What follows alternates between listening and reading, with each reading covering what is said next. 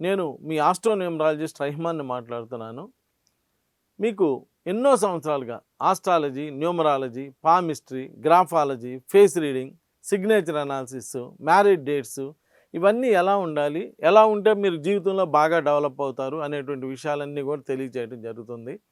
ఇప్పుడు చాలామంది YouTube ప్రోగ్రాముల్లో phone number అని చెప్తున్నారండి. ఫోన్ నెంబరు ఫలానా చోట ఫలానా నెంబర్ ఉండాలి, ఫలానా చోట ఫలానా నెంబర్ ఉండాలని. అంత చేయాల్సినటువంటి అవసరం ఏం లేదండి. ఫోన్ నెంబర్లో 10 నంబర్లు ఉంటాయి.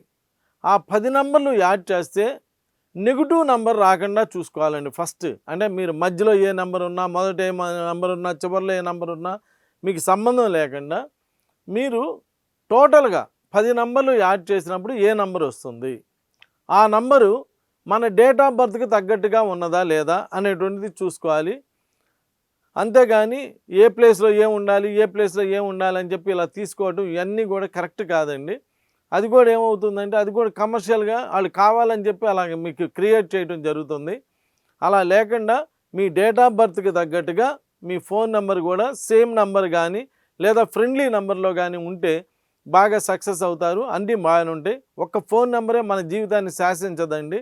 ఒక ఫోన్ నెంబర్ ప్రకారమే మన లైఫ్ అనేటువంటిది ఏదో జరిగిపోదు.